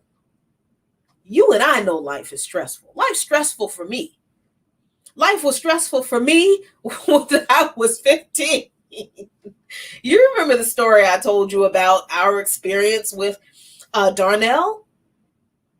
Because of the politics and the policies that are imposed upon our communities, life is stressful for us. Incredibly stressful. Imagine having to deal with this incredibly stressful life without the veil of some substance that numbs your feelings to this incredibly stressful life. You're great that you're grateful that you are sober, but then if you're like Abdus Lukman was, you understood the politics and you couldn't ignore it, and you couldn't not be angry at it, you could not be frustrated at it. So that's a level of stress. And then you have a job that you're probably not being treated fairly on. That's a level of stress. Then you got all these other issues, child support enforcement. You got family that treats you like shit. You got this, this self-esteem, self-image problem that was created by people generally not treating you like shit. And then on top of that, you've got an untreated mental disorder, bipolar disorder. That's stress, y'all. So, and then you've got brain damage from the exposure to your brain from the narcotics. Once you understand all of this, once you have all of this information, how are people still sitting there talking about all people who are addicts need to do is? There is no all. It's not that simple.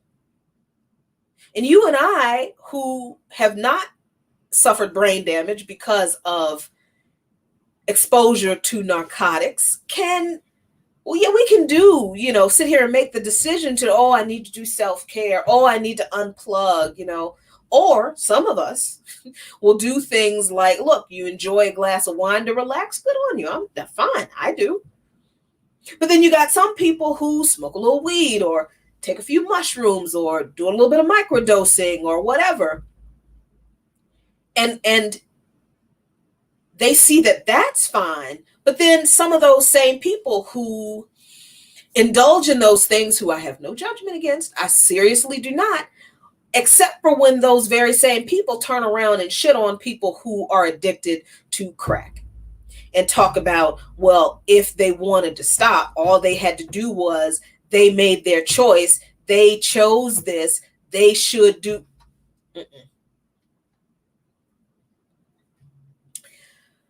So health insurance, this family had health insurance. They have the same health insurance I have, Blue Cross and Blue Shield, Care First. They agreed to pay around $28,000. The insurance company did. That's how expensive, and honestly, that's like low for a lot of rehab centers. Excuse me, the Blake family were left with about $8,000. $8,000 after insurance paid that $28,000. Insurance didn't always pay for care. They had to appeal a bunch of times. When the insurance did pay, the Blakes had to come up with the $5,000 deductible and a 20% co-insurance. Yeah. $10,000 that we ended up that we were left to pay after insurance didn't cover everything for Abdus going to rehab. I told you I was going to be honest because he was going to be honest about it.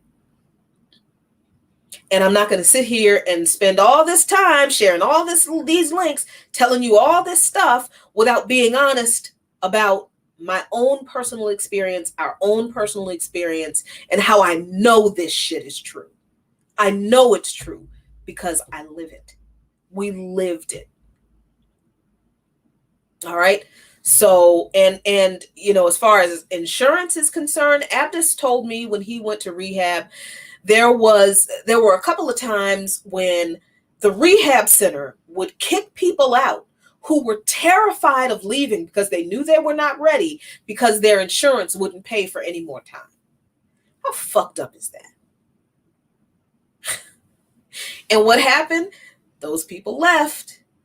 They relapsed. Some of those people OD'd and died. Yeah. So the rehab racket in the United States is a racket. It's a fucking scam. It absolutely is. It doesn't really provide real help to people, clinical help, medical help to address substance abuse disorder on its own. It really doesn't. And then if people have a co-concurring mental health disorder, then rehab doesn't provide diagnosis, treatment, and support for that at the same time without charging you some extra money.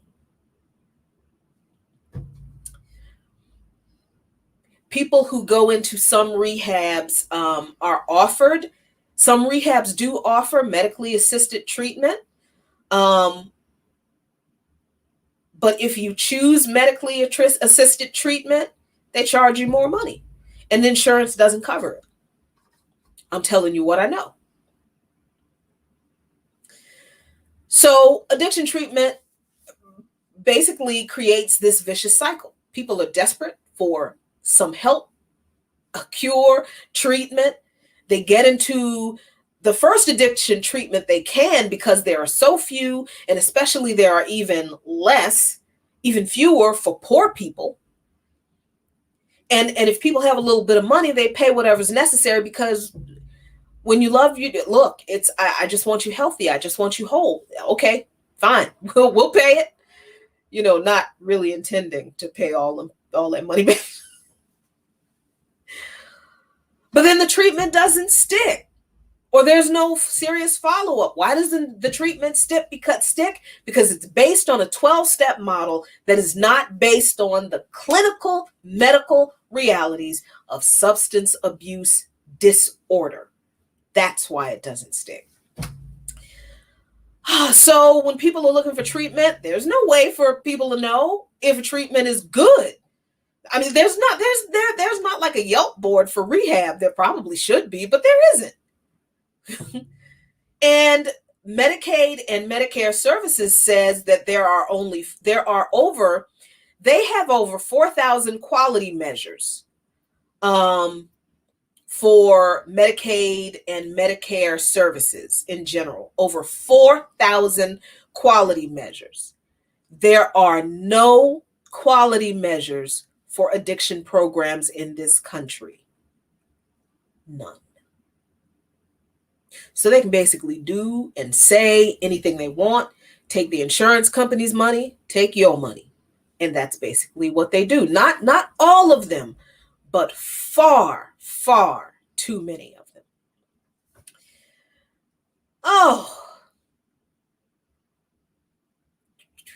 This is let me read this and I'm going to move on. John Kelly, an addiction treatment expert at Harvard University, said that treatment can take several times over several years to stick. What's unclear is if this is mostly an inherent problem with drug use disorders, which are, after all, chronic relapsing conditions, or because they're caused by America's fucked up addiction treatment system, which frequently rejects proven medications for opioid addiction and treatment. John Kelly says the problem in the industry isn't that we have a few bad actors. He said, Mark, a health economist, said, it's that a large portion of the addiction industry is not providing the type of care that we know leads to recovery.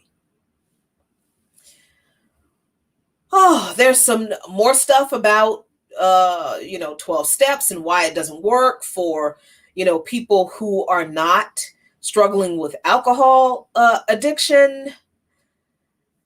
Take that however you want.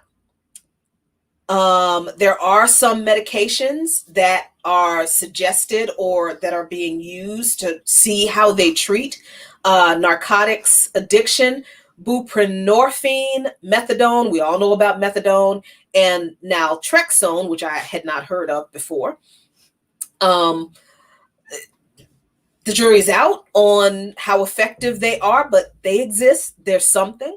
But here's an interesting thing, that a lot of people who struggle with addiction, because of the way we are indoctrinated about addiction and shaming people, and a lot of people who struggle with addiction, if they are offered a drug to help them overcome their addiction, or at least prevent and avoid relapse, a lot of people will refuse the drugs. Why is that? The treatment drugs. Why is that? Aside from a lot of treatment centers just not offering any of these drugs, treatment centers discourage sometimes using them based on, this moralizing, stigmatizing view that using medication is replacing one drug with another. And a lot of people who struggle with substance abuse disorder think the same thing. We're all indoctrinated by the same system. So it's this just whole evil ecosystem that was completely manufactured by this government that made economic conditions so shitty that some people intentionally want to escape the hellscape of their realities, but some people, look, we all are young, we all party, we all try stuff, and tried something that they had no idea that they would become addicted to and that would cause brain damage. And they are made to feel so ashamed that they are drug users, that they're druggies, that they won't take medical help, medications that may help them kick the drugs they're addicted to. It is, yeah. John Brooklyn, an addiction doctor at Vermont's Howard Center, said that the stigma against medications perpetuated by treatment programs and 12-step meetings and us folks in society make it harder for Sean, the guy who was the subject of this story, and his family and other people who are struggling with addiction to accept treatments that could have helped. Let me see. I think I highlighted, we talked about treatment centers not diagnosing and treating mental disorders, mental illness disorders. And I talked last week about how if Abdus had gotten treatment, if he had been diagnosed, if his bipolar disorder had been diagnosed, and if he had gotten treatment years ago, then a lot of his struggles with relapse might have been avoided. I'm not saying he may never have avoided, because again, substance abuse disorder is a chronic illness because it's the result of brain damage. But a lot of the struggles that he had about the way he felt about himself, and some of the relapses and some of the situations he found himself in because of the relapses, if he had gotten treatment, diagnosed and treatment for the bipolar disorder, which made it harder for him not to relapse. It's hard enough not to relapse all by itself with substance abuse disorder. Maybe some of his struggles would have been mitigated. Let's see, what else did chronic relapsing condition. Okay, so that's the end of that. Whew.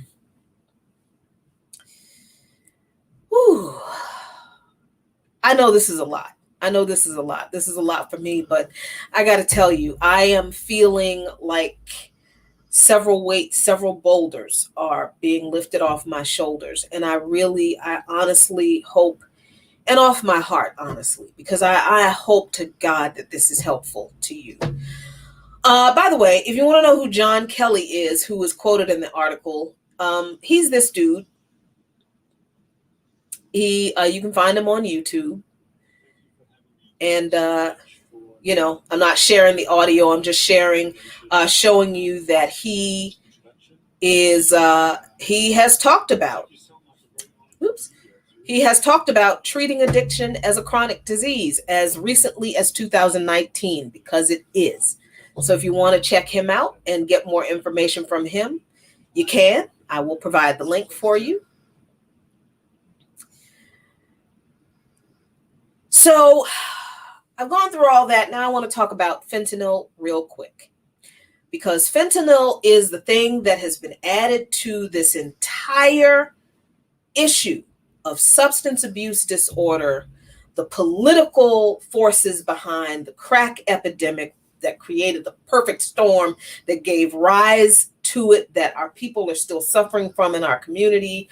The completely fucked up and inadequate profit-driven rehab industry that people need to stop believing is easy for people to get into and actually solves people's problems, because it doesn't. There's a reason so many people are still addicted to all kinds of substances. You add fentanyl to this mix, and fentanyl is horrifying. It is absolutely horrifying. Something about fentanyl. There's some things about fentanyl we need to understand. Just like all of this. Oh, okay, that's not the one I want to share right now. Oh, wait, yes, it is, because there is a graphic in here that explains why fentanyl is so horrifying. One of the things that my sweetheart said to me, and this is an article, a very long, very good article, very sad and enraging article that in the Washington Post about fentanyl affecting heroin users, Black heroin users who are older here in DC, who are dying at epidemic rates because heroin began to be cut with fentanyl, and so did crack. But in this article, they focused on heroin users. But again, people leave out people who are struggling with crack addiction because of the stigma that people still have and still place on people who struggle with crack addiction. It's fucking maddening. But anyway, this article was published in 2018. So this is not like it was that long ago.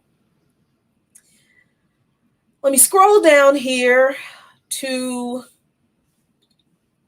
when they talk about prescription opiates and the surge in heroin use and opioid addiction surging in rural America, and how the drug overdose rates among Black people climbed by 12.1%, and how it rose even higher by 94%, more than double the 44.6% increase for white people.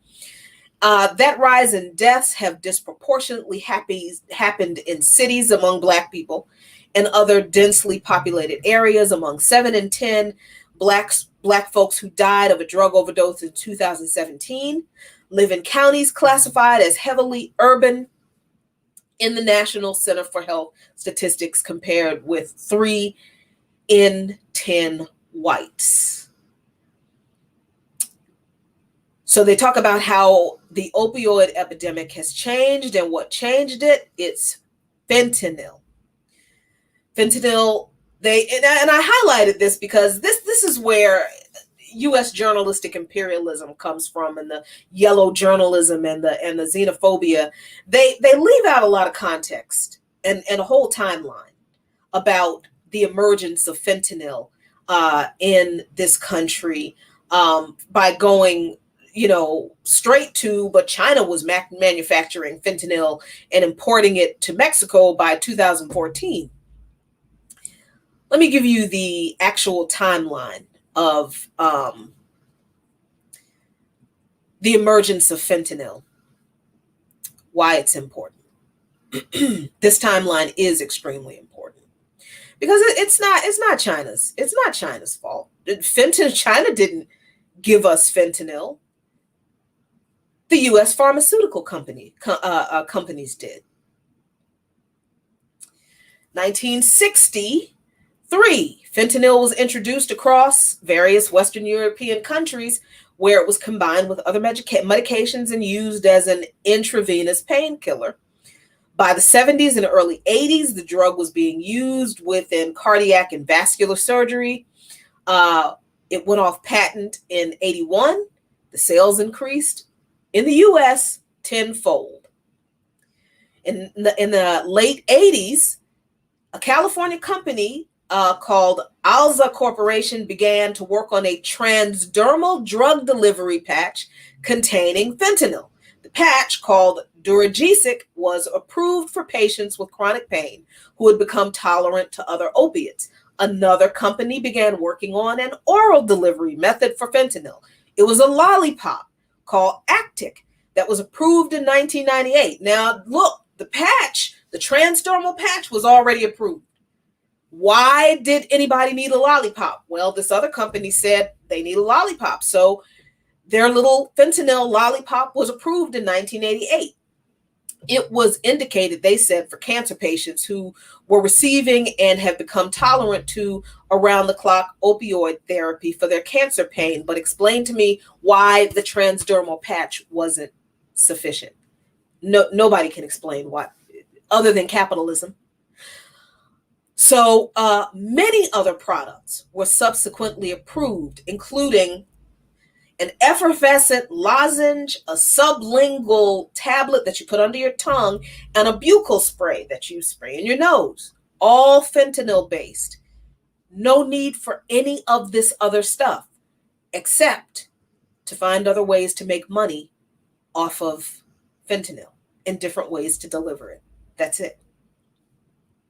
The most recent addition to the list is On Solace, a film that dissolves in the mouth, and that was approved for cancer patients for pain in 2015. The FDA started to investigate Abdurajizic, noting that some doctors were inappropriately prescribing the patch. The Actic lollipop was being prescribed off-label.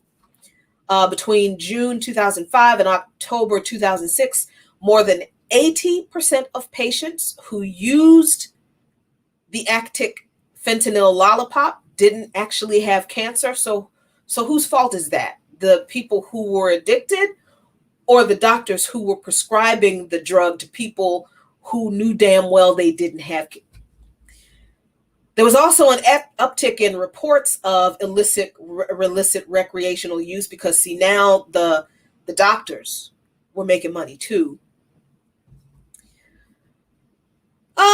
Okay. By 2005 and 2007, the DEA identified over 1,000 deaths associated with illegally manufactured non-pharmaceutical fentanyl. There were several seizures of illicit fentanyl, including a raid on a lab that was manufacturing counterfeit OxyContin. This was not in China in 2007. This was in the United States. All right. 2013, street use of fentanyl began to climb, particularly in northeastern states, spread to Ohio, Florida, other parts of US and Canada. Then they talk about in 2013, some of the drug supply came from Mexico and was brought into North America by traffickers, with most of the rest originating in China. So when the Washington Post has this very short comment in their article about, China's manufacturing fentanyl in 2014, and that's the reason the fentanyl crisis grew so big. No, they leave out the entire timeline of the involvement of not just the pharmaceutical industry, but the United States government, the FDA, that approved all of these additional delivery methods for a drug that, I think the graphic is in this article. Let me see. Is it here? Is it in here? Yes. All of those different delivery methods, that all of these different pharmaceutical methods got approved by the FDA for the same kind of treatment. People who were suffering from chronic pain, who had become immune, who had become immune. I guess that's the word. My word is escaping me. But for whom traditional pain medications or the existing pain medications were no longer working. So the fentanyl patch was already approved. You just stick it on your skin and the fentanyl is delivered. But all these other companies got all of these other delivery methods approved. And this is why this is so terrifying, that the FDA approved all these different methods and people are still blaming addicts, but not pointing the finger at the FDA. We've caught on that it's the pharmaceutical companies, but we still ain't pointing to the government.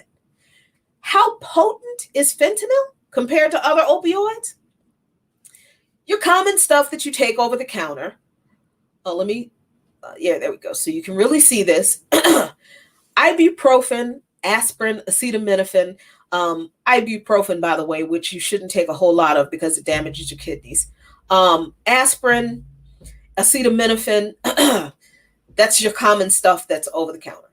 Fentanyl is 50 to 100 times stronger than those. Excuse me.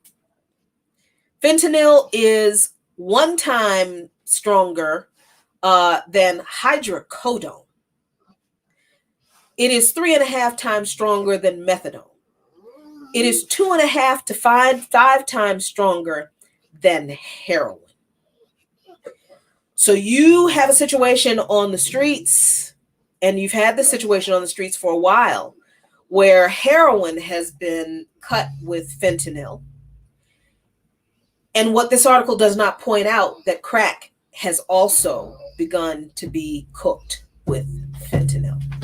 And that is leading to a rise in overdose deaths of people who are not just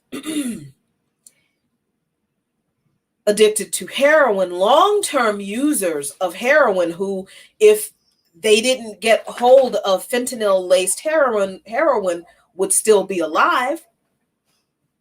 But the same thing is happening to people who struggle with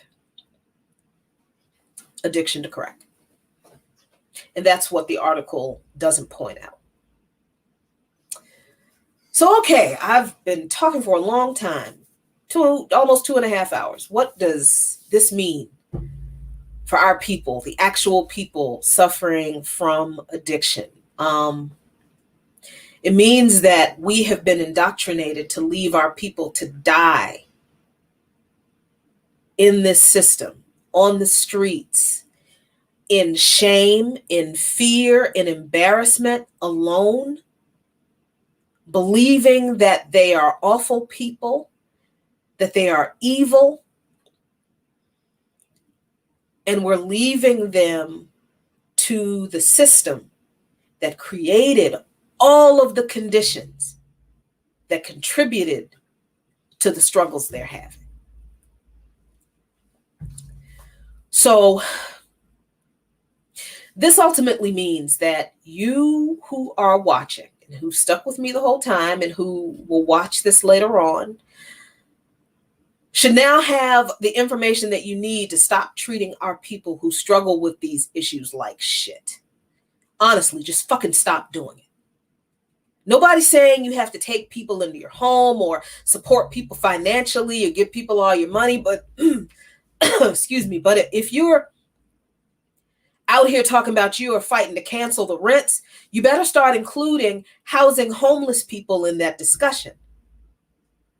And if you're talking about housing homeless people, you better start talking about the people who suffer with mental health disorders and substance abuse disorders in that conversation. If you're going to be out here fighting for Medicare for all, you better start fighting for people to have mental health support in that discussion. And you damn well better start declaring that substance abuse is a medical disorder. It's a clinical disorder that's also a mental health and a health care issue. If you're going to talk about better treatment and rehab centers, you better start questioning whether people you're recommending to these places will have access to mental health professionals who can diagnose and treat disorders and provide medically assisted treatment at no additional cost to them or you.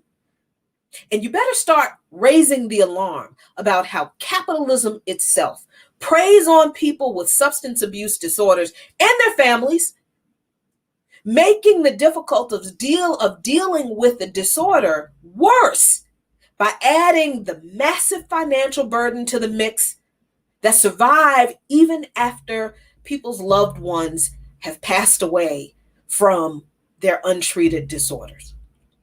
And by the way, stop giving money to the fucking Salvation Army, which only takes people's benefits if they receive like SSI or food stamps when they go into the Salvation Army adult rehabilitation centers, the Salvation Army rehab centers. They use those people for cheap labor, and the treatment they get is that they make them go to church and read scripture and read the Bible. How do I know this? I know this from my experience that Abdus Lukman had.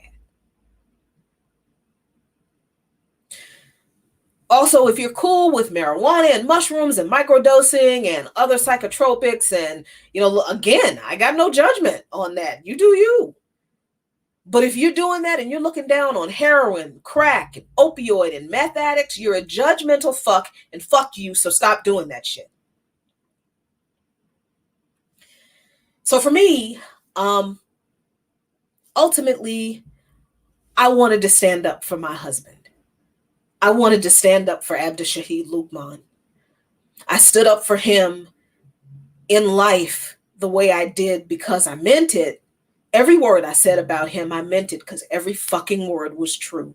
The love and the respect that you saw me have for that man on this show, I meant it. It was real. And he was exactly who you saw. He deserved my love and respect, and he deserved your respect. And he deserves it even in death. Even understanding that he struggled with something that he was so ashamed of, but he understood that it was important enough to try to share it with people, even as he continued to struggle with stuff that he didn't even entirely understand himself. In fact, I think he deserves respect even more, honestly, because he was fighting multiple battles on multiple fronts. And he did it like a fucking soldier and like a man and like a true African warrior, the best he could with the best he had. It is a miracle that man survived so that I could meet him and do what we did together. So what I couldn't do was air all of these issues in public while he was alive without his consent, because he was a grown man who deserved dignity and respect. And as his wife and his partner and his ride or die, I owed that to him, regardless of how anyone feels about it, felt about it then, feels about it now. I don't care. I'm going to be honest. I struggle with my own guilt issues because of this. You know, should I have said more to more people? But that's something that nearly everyone who loves someone who struggles with substance abuse disorder deals with, believing that we should have done more than we did. And that's a mental thing that we got to deal with. It is. It honestly is. But honestly, without the proper diagnosis, treatment, and long-term care, individual efforts at sobriety and even survival will very frequently fall short for everyone who struggles with substance abuse disorder. And it's even worse for people who struggle with co-concurrent disorders of substance abuse and mental health disorders.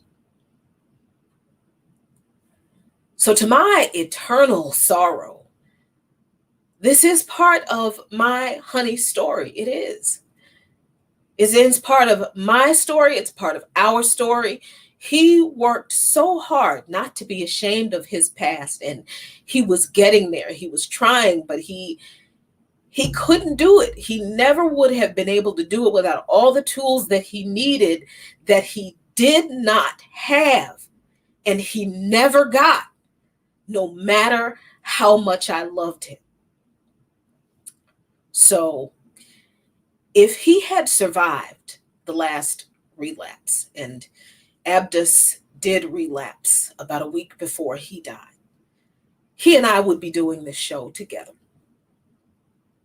We may not have been doing it on this date, but we would have eventually been doing this show together. I know this for a fact because so much of this information came from him, from conversations we had together. We had planned to do this. We had talked about it. So right now, I'm just finishing the work that we started. And understand,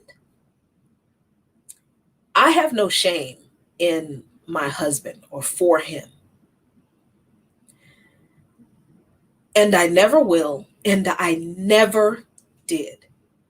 Because I always knew that Abdus was more than his struggles, even though neither one of us really understood those struggles. But I always knew that he was so much more than his struggles. And every one of our people who's struggling with either substance abuse disorder or mental health disorders or both together, every one of our people struggling exactly the way Abdus did, they are all more than their struggles. So look, tonight I was just finishing the work that we started, and I was standing up for my husband, and I was trying to stand up for our people in the way that I know that he would have wanted us to do. But I will never really be finished with the work we started. Because like I said before, Lukman Nation forever. Thank you all very much for watching. I really, really appreciate you. And Abdus appreciated you so much. Y'all be really good to each other. Be really good to yourselves. Take care of each other. Peace.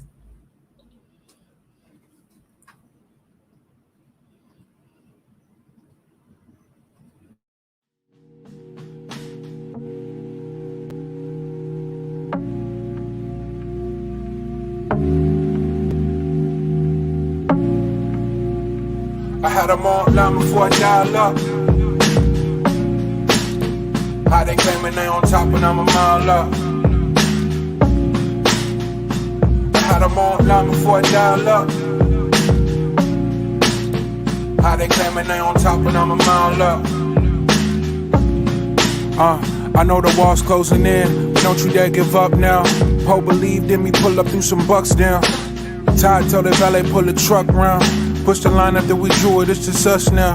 Would you believe me if I told you my granny told me she prayed this? Then booked the surgery just to pull me out of the basement. Right back where I started, nothing to show for a facelift. Got pushed playing Walter White and Davis, never felt so dangerous. The type of power they can't quantify.